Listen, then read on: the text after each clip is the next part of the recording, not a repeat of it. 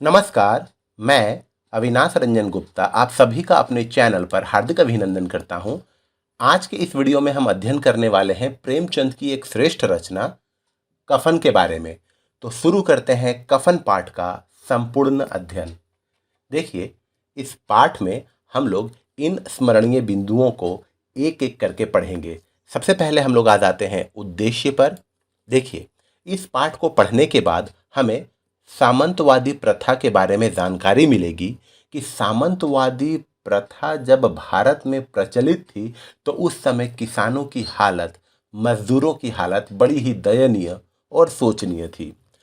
समाज में दलितों की दयनीय स्थिति का ज्ञान होगा। अर्थात जब प्रेमचंद जी ने ये कहानी लिखी उस समय समाज में दलितों की स्थिति भी बड़ी खराब थी। शोषण के प्रति एक विशेष आंदोलन। शोषक वर्ग जो है वो हमेशा गरीबों पर तरह तरह के जुल्म और अत्याचार करते थे और मजदूरों को और किसानों को अत्यधिक काम करने पर मजबूर करते थे। लेकिन इस पाठ में घीशु और माधव ने एक विशेष प्रकार का आंदोलन किया। वे दोनों अकर्मण्य हो गए, वे दोनों निकम्मे हो गए, वो लोग काम ही नहीं करते थे। ये एक विशेष आंदोलन है। जीवन के खुरदरे सच्चाई से अवगत होंगे। हम लोगों को जीवन जैसा लगता है, वास्तव में जीवन वैसा होता नहीं है। जीवन उससे कहीं ज़्यादा कठिन और चैलेंजिंग होता है। इस पाठ में हम लोगों को इसकी जानकारी मिलेगी। गरीबी आपको सीधे नहीं चलने देती।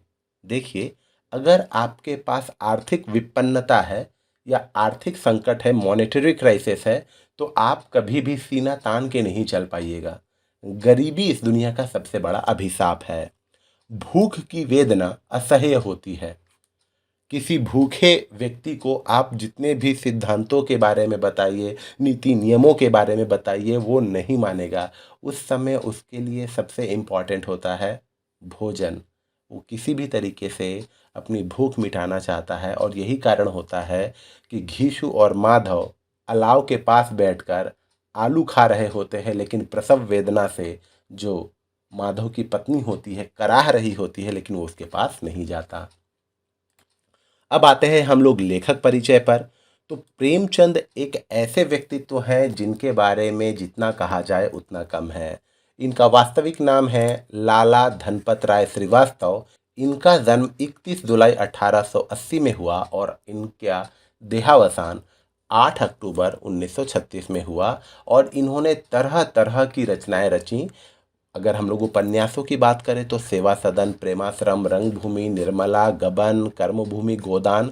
और कहानियों में तो उत्कृष्ट कोटियों की कहानियां इन्होंने लिखी है, जिसमें कफन, पूस की रात, पंच परमेश्वर, बड़े घर की बेटी, बूढ़ी काकी, दो बैलों की कथा आदि न जाने कितनियां। और इस तरीके से इन्होंने 300 से अधिक कहानियां लिखी।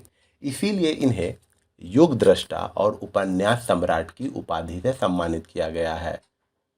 इनकी कहानियाँ जो होती हैं वो यथार्थ का बोध कराती हैं। और साथ ही साथ हम लोग देखेंगे तो इन्होंने जितना व्यापक फलक अपनाया है उतना और किसी साहित्यकार ने अपनी रचना में यथार्थ का व्यापक फलक नहीं अपनाया। इनकी सारी कहानियाँ मानसरोवर के 8 खंडों में संग्रहित हैं और ये इतने फेमस हुए कि भारत सरकार ने इनके नाम पर पोस्टल टिकट भी जारी किया। ओके, अब हम लोग आ जाते हैं महत्व पर। कफन और प्रेमचंद का महत्व क्या है। देखिए, जब प्रेमचंद जी ने कथा साहित्य की दुनिया में कदम रखा उस समय तिलिस्मी, जासूसी और ऐतिहासिक रोमांस लिखे जा रहे थे। ऐसे में प्रेमचंद का समाज दृष्टा व्यक्तित्व हिंदी कथा साहित्य में एक क्रांति के समान थी। इनकी कहानियाँ कथा साहित्य की तिलिस्मी और जादुई दुनिया पर पूर्ण विराम लगाकर कथा साहित्य के लिए यथार्थ का दरवाजा खोलकर व्यक्ति और समाज से परिचित करवाता है। अर्थात इन्होंने कथा साहित्य को एक यथार्थवादी दृष्टिकोण दिया ताकि आम जनता समाज की छुपी हुई सच्चाइयों से, खुरदरे सच्चाइयों से रूबरू हो सके। प्रस्तुत कहानी कफन भी सामाजिक विसंगतियों को बड़े ही करीने से उजागर करती है और पाठकों के लिए अनेक प्रश्न उपस्थापित करती है कि वे उन प्रश्नों पर विचार करें और अपनी प्रतिक्रिया व्यक्त करें। अब हम लोग आ जाते हैं पात्र परिचय पर। देखिए, कफन कहानी में मुख्य रूप से घीशु, माधव और माधव की पत्नी बुधिया ये ही मुख्य किरदार हैं। और अगर इनमें भी अगर हम लोगों को मुख्य किरदार ढूंढना पड़े तो घीसु, जिसकी उम्र लगभग 60 साल हो गई है, यही इस कहानी का सर्वोत्तम मुख्य पात्र है। इसमें प्रेमचंद ने मानवीय दुर्बलताओं का सफल एवं यथार्थ चित्रण किया है। मनुष्य में क्या क्या कमजोरियां होती है, क्या क्या दुर्बलताएं होती है, उसका सजीव और यथार्थ चित्रण प्रेमचंद जी ने यहाँ किया है। इसके पात्र स्वाभाविक हैं और उनका आधार मनोवैज्ञानिक है। अर्थात अगर हम लोग देखें तो एक नॉर्मल इंसान जैसी अवस्था में या विपन्नता की अवस्था में या आर्थिक संकट की अवस्था में जो करता है, वैसे ही यहाँ पर माधव और घीसु करते हुए नजर आते हैं। घीसु और माधव समाज की आर्थिक विषमता में शोषित वर्ग के प्रतिनिधि हैं। अर्थात वे लोग एक्सप्लॉयटेशन के शिकार हैं। उनके चरित्रों में शोषित वर्ग की विपन्नता और उपजीविका साकार हो गई है। बुधिया को घीसु और माधव का चरित्र विकसित करने के लिए ही कहानी में दिया गया है, क्योंकि उसके निधन से ही उनके चरित्र का निखार होता है। अर्थात बुधिया जो है वो इस पाठ में घीसु और माधव के चरित्र को उजागर करने के लिए ही आई थी। एक एग्जाम्पल देखते हैं। माधव बोला, लकड़ी तो बहुत है, अब कफन लेना चाहिए। तो चलो कोई हल्का सा कफन ले ले। हाँ और क्या, लाश ढोते ढोते रात हो जाएगी, रात को कफन कौन देखता है। कैसा बुरा रिवाज है कि जिसे जीते जी तन ढकने को चीथड़ा भी ना मिले, उसे मरने पर नया कफन चाहिए। इस तरीके के कॉन्वर्सेशन, संवाद, भाषा शैली ने इस कहानी को श्रेष्ठ कहानियों की कोटि में लाकर खड़ा कर दिया है। अब हम लोग आ जाते हैं कथा सार पर। देखिए, मैं इस पाठ का कथा सार पढ़ने जा रहा हूं। आप अपनी आंखें बंद कीजिए और बड़े ही मनोयोग से इस कथा सार को सुनिए, ताकि इस पाठ का कथा सार आपके मस्तिष्क में अच्छी तरह से अंकित हो जाए। इस पाठ में ऐसा माना जाता है कि चमार जाति के लोग स्वभाव से आलसी एवं अकर्मण्य होते हैं। घीशु तथा माधव तो दोनों उनमें भी सरनाम थे। घीसु एक दिन काम करता और 3 दिन आराम। माधव घीसु का लड़का है और वह इतना कामचोर था कि आधे घंटे काम करता तो घंटा भर चिलम पीता। इसलिए उसे कहीं मजदूरी नहीं मिलती थी। गांव में काम की तो कमी नहीं थी, पर कामचोरों को काम कौन दे। उसे कोई काम तभी देता जब कोई और न मिलता, तथा एक आदमी का काम 2 जनों से कराना मंजूर होता। वे दूसरों के खेतों से मटर आलू चुरा लाते और भूनकर खा जाते। घिसू ने अपने जीवन के 60 साल इसी तरह निकाल दिए थे और माधव भी पिता के कदमों पर चल रहा था, बल्कि कहिए कि उसका नाम और भी उजागर कर रहा था। पिछले साल उसका विवाह न जाने कैसे हो गया था। लड़की भली थी, उसने उस माधव और घिसू की व्यवस्था की। पिसाई करके या घास छीलकर वह 2 जून आटे का जुगाड़ करती और उनके पेट भरती। तब से वे दोनों और भी आराम तलब हो गए थे, कहीं काम पर जाते ही नहीं थे। साल भर बीतते बीतते वह प्रसव वेदना से कराहने लगी। एक दिन उसको प्रसव की अपार वेदना हो रही थी, पर उनमें इतना आलस्य भरा हुआ था कि उसे देखने भी नहीं गए। लेटे लेटे ही उसकी कराह सुनते रहे। न बाप उठा न बेटा। दोनों कहीं से आलू चुरा कर लाए थे और उन्हें भून रहे थे। माधव को भय था कि अगर वह उठा तो घीसू काफी आलू अकेले खा जाएगा। उन्हें यह भी संभावना थी कि वेदना से कहीं वह मर ना जाए, पर इसकी भी उन्हें कोई चिंता नहीं थी। यदि एक और खाने वाला आ गया तो क्या होगा, इससे अच्छा है दोनों ही मर जाएं। आलू खाकर दोनों ने पानी पिया और वहीं अलाव के पास अपनी धोतियां ओढ़कर पांव पेट में डाले सो गए।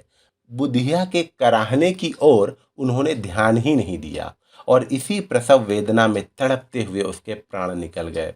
सुबह देखा तो पाया कि बुधिया के मुंह पर मक्खी भिनक रही थी और बच्चा उसके पेट में ही मर गया था। सारा शरीर लहू से सना हुआ था। माधव और घीसू दोनों ही हाय हाय करके छाती पीटने लगे। पड़ोसियों ने सुना तो दौड़े आए और उन्होंने समझाया, और तब वे उसके लिए कफन और लकड़ी के बारे में सोचने लगे। घर में एक पैसा भी ना था। दोनों जमींदार के पास गए। हालांकि वह उनसे घृणा करता था, पर उनकी दीनता, रोना और गिड़गिड़ाना देखकर 2 रुपए उनकी ओर फेंक दिए। फिर तो दोनों ने जमींदार के नाम की दुहाई देकर गांव के बनिए महाजनों से भी पैसे लिए। जब जमींदार साहब ने पैसे दिए तो भला वे कैसे मना कर सकते थे। थोड़ी ही देर में घीसू और माधव की जेब में 5 रुपए हो गए। कहीं से अनाज मिल गया, कहीं से लकड़ी। दोपहर को दोनों बाजार से कफन लाने चल दिए। पर बाजार पहुंचकर घीसू की नीयत बदल गई। उसने माधव को सुझाया कि जो मर गया है उस पर अच्छा कफन डालने से क्या फायदा, इसलिए कोई घटिया सा कपड़ा देख लिया जाए। पर शाम तक घूमते फिरते रहने के बाद भी उन्हें कुछ पसंद न आया। वास्तव में वे दोनों रुपए हजम कर जाना चाहते थे, और इसी प्रेरणा से वह एक शराब की भट्टी के सामने जा खड़े हुए। घीसू ने भट्टी के सामने जाकर 1 बोतल शराब का ऑर्डर दिया। थोड़ी देर बाद चिखौना आया, तली हुई मछलियां आई। दोनों कुज्जियों में डालकर शराब पीने लगे और सरूर में आकर बकने लगे। मृतक बुधिया को आशीर्वाद देते हुए कहने लगे कि आज उसी के कारण यह खाना मिला है, इसलिए उसे स्वर्ग मिलेगा। वह बड़ी पुण्यात्मा है। लेकिन फिर उनके सामने चिंता थी कि वे लोगों से क्या कहेंगे कि कफन क्यों नहीं लाए। पैसे तो सारे समाप्त हो गए थे। माधव की बात पर घीसू बड़ी काइयां हंसी सी हंसा और उसने सुझाया कि कह देंगे जेब से खिसक गए, उन्हीं को देखने में इतनी देर भी लग गई। उसकी तरकीब सुनकर माधव भी दिल खोलकर खूब हंसा। उसने सोचा कि बुधिया तो मर गई, पर उसके बहाने आज खाने को खूब मिला। आधी बोतल समाप्त हो जाने पर माधव सामने की दुकान से गर्मा गर्म पूरियां, चटनी, अचार और कचौड़ियां ले आया। दोनों 2 सेर पूरियां खा गए। उन्होंने सोच लिया था कि पड़ोसी कफन का प्रबंध तो करेंगे ही। हाँ, अब उन्हें पैसे ना मिलेंगे। मरे को कौन ऐसे छोड़ देता है भला। भरपेट खाकर माधव ने बची हुई पूरियों की पत्तल उठाकर एक भिखारी को दे दी, जो काफी देर से वहीं खड़ा उसकी ओर भूखी आंखों से देख रहा था। उसने इस देने के आनंद और उल्लास का अनुभव जीवन में पहली बार किया। खा पी कर दोनों बकने लगे। घीसू तो दार्शनिकों जैसी बातें करने लगा। प्रलाप और उन्माद दोनों ही उन पर छा रहे थे। पहले तो बुधिया की दयालुता और सहृदयता का वर्णन करते हुए उसे सीधे बैकुंठ को पहुंचाते रहे, और नशे की हालत में उसके दुख की कल्पना करके दोनों आंखों पर हाथ रखकर चीखे मार मार कर रोने लगे। घीसू ने उसे बाद में समझाया कि रोने से क्या लाभ, खुश होना चाहिए कि मरते मरते भी वह हमें इतना आनंद दे गई। इससे माधव प्रफुल्लित हो उठा। दोनों खड़े होकर नाचने लगे। फिर मस्ती में भरकर गाने लगे, ठगनी क्यों नैना झमकावे ठगनी। पियक्कड़ों की आंखें उनकी ओर लगी हुई थी। घर पर रात से मरी पत्नी का शव भी भिनक रहा था, पर उसकी चिंता से दूर अपनी मस्ती के आलम में घिसू और माधव शराब के नशे में धुत प्रलाप कर रहे थे। और जब अधिक सहा न गया तो आखिर नशे से बदमस्त होकर वहीं गिर पड़े। उधर पड़ोसी उनके आने की बाट जो रहे थे, और वे खरीद कर लाने की अपेक्षा स्वयं ही नशे में चूर सड़क पर पड़े हुए थे। तो ये था इस कहानी का सार। अब हम लोग आ जाते हैं संवेदना पर। देखिए, इस पाठ की मूल संवेदना क्या है। इस पाठ की मूल संवेदना कुछ इस प्रकार है। जिस समाज में रात दिन मेहनत करने वालों की हालत माधव और घीसू की हालत से बहुत कुछ ज्यादा अच्छी ना हो, और उसी समाज के किसानों की हालत ऐसी हो जो सबका पेट भरे पर अपना ही न भर पाए, ऐसे में मेहनत करने वाले और कामचोर दोनों की गति लगभग एक सी ही हो। ऐसे में माधव और घीसू की तरह निकम्मे बने रहना कहीं ज्यादा श्रेयस्कर है। सामंतवादी प्रथा और वे लोग जो किसानों की दुर्बलताओं से बेजा लाभ उठाना जानते थे, वे कहीं ज्यादा संपन्न थे। वहां इस तरह कामचोर बन जाने की मनोवृत्ति का पैदा हो जाना कोई अचरज की बात न थी। हम तो कहेंगे घीसू किसानों से कहीं ज्यादा विचारवान था। जो किसानों के विचार सुनने समूह में शामिल होने के बदले बैठकबाजों की कुत्सित मंडली में जा मिला। अगर वह फटेहाल है तो कम से कम उसे किसानों की सी जी तोड़ मेहनत तो नहीं करनी पड़ती। उनकी सरलता और निरीहता से दूसरे लोग बेजा फायदा तो नहीं उठाते। तो इस तरीके से हम लोग देख पाते हैं कि ये कहानी की मूल संवेदना है। घीसू समझ चुका है कि अगर मैं जितना भी मेहनत कर लूं, मेरी तिजोरी कभी नहीं भरेगी, तिजोरी जमींदारों की, महाजनों की ही भरेगी। मैं मेहनत ही क्यों करूं। प्रारंभ और अंत। देखिए, कफन कहानी का आरंभ और अंत प्रेमचंद की कला कुशलता का परिचायक है। इसके आरंभ में ही समस्या का प्रस्तुतिकरण है। घीसू और माधव प्रयत्न करके हार गए हैं, परंतु बुधिया के लिए दवा दारू का कोई इंतजाम नहीं कर सके। कहीं से एक पैसा भी उन्हें नहीं मिला। इससे उनका मन हताश और दिमाग चिड़चिड़ा हो गया है। समस्या के उस मार्मिक पक्ष का उद्घाटन द्रष्टव्य है। झोपड़े के द्वार पर बाप और बेटा दोनों एक बुझे अलाव के सामने चुपचाप बैठे हैं और अंदर बेटे की जवान बीबी बुधिया प्रसव वेदना से पछाड़ खा रही थी। रह रह कर उसके मुंह से ऐसी दिल हिला देने वाली आवाज निकलती थी कि दोनों कलेजा थाम लेते थे। एक निर्धन बिना दवा या नर्स या दाई की सहायता के किस प्रकार तड़प रही है, इसका संपूर्ण वातावरण सजीव हो गया है। इस प्रकार अंत में कथा का विकास जीवन के एक भयानक व्यंग्य पर समाप्त होता है। घर पर बुधिया मरी पड़ी है और उसका पति व ससुर मदिरा पान कर रहे हैं। पियक्कड़ों की आंखें इनकी ओर लगी हुई थी। ये दोनों अपने दिल से मस्त गाए जाते थे। फिर दोनों नाचने लगे। मटके भी, उछले भी, कूदे भी, गिरे भी, भाव भी बताए, अभिनय भी किए और आखिर नशे में मदमस्त होकर वहीं गिर पड़े। अब हम लोग आ जाते हैं भाषा शैली पर। देखिए, कफन की भाषा सरल, सहज, अभिव्यक्तिपूर्ण और मुहावरेदार है। इसमें आम फहम साधारण बोलचाल के शब्दों का प्रयोग किया गया है। शैली भी कलात्मक है। छोटे वाक्यों और व्यास प्रधान शैली में प्रेमचंद ने भावों की अनूठी व्यंजना की है। इसे हम प्रेमचंदीय भाषा भी कह सकते हैं। इस अभिव्यंजनापूर्ण भाषा का एक उदाहरण तो देखिए। यहाँ के वातावरण में सरूर था और हवा में नशा। कितने तो यहाँ आकर एक चुल्लू में मस्त हो जाते थे। शराब से ज्यादा यहाँ की हवा उन पर नशा करती थी। किस तरीके की सुंदर भाषा का प्रयोग यहाँ प्रेमचंद अपनी रचनाओं में करते हैं। अब हम लोग आ जाते हैं निष्कर्ष पर। देखिए, कहा जाता है कि अगर किसी व्यक्ति को मृत्यु का डर ही नहीं रहा तो वो कुछ भी करने को तैयार हो जाता है। यहाँ पर माधव और घीसू को आत्मसम्मान, स्वाभिमान, इज्जत, इन सब से कोई सरोकार ही नहीं है। वे लोग केवल अपने में मस्त रहना चाहते हैं, क्योंकि आत्मसम्मान, स्वाभिमान, सेल्फ रिस्पेक्ट, ये सब जो है वो आदमी को समाज के तरह तरह के बंधनों में बांध देती है। उसे रेस्ट्रिक्ट करती है कि ऐसा मत करो, ऐसा मत करो। ये दोनों इन चीज़ों से तौबा कर चुके हैं। नहीं चाहिए उन्हें आत्मसम्मान। और यही इस कहानी का मुख्य बिंदु है। कफन एक यथार्थवादी कहानी है, सच्चाई से भरी कहानी है। मनोवैज्ञानिक यथार्थ की रचना होने के कारण इसका उद्देश्य है शोषण और गरीबी से उत्पन्न अकर्मण्यता और लापरवाही उपजीविका का सच्चा चित्रण। अर्थात शोषण के कारण, अत्यधिक गरीबी के कारण यहाँ पर निकम्मापन आ जाना, लापरवाह हो जाना या दूसरों पर डिपेंडेंट हो जाना, उसका सच्चा चित्रण किया गया है। प्रेमचंद यहाँ शोषण और अन्याय के विरुद्ध है।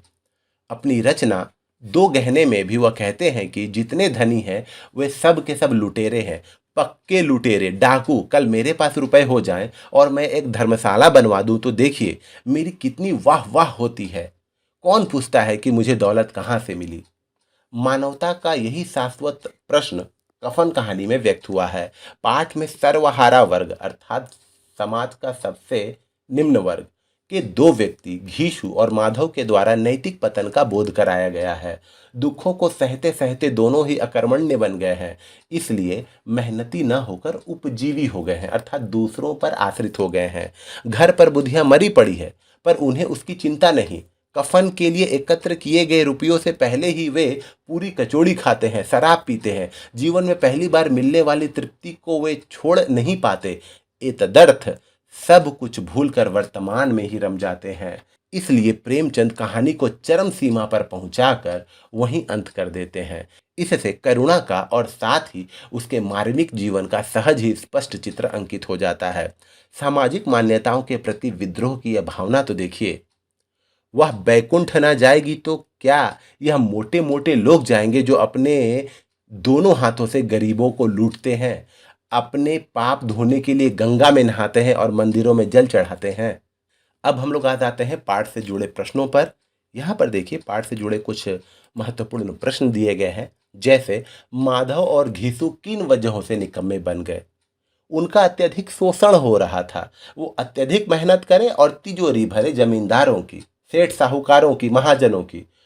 घीसू को ये बात समझ में आ गई कि वो जीवन भर कमरतोड़ मेहनत करने के बाद भी सुख का जीवन नहीं बिता सकते, इसीलिए उसने मेहनत करना ही छोड़ दिया। बुधिया की मृत्यु धना अभाव के कारण हुई, पैसे की कमी की वजह से हुई, और इसमें कुछ लापरवाही घीसू और माधव की भी थी। पाठ के अंत में माधव और घीसू ने बुधिया की प्रशंसा क्यों की?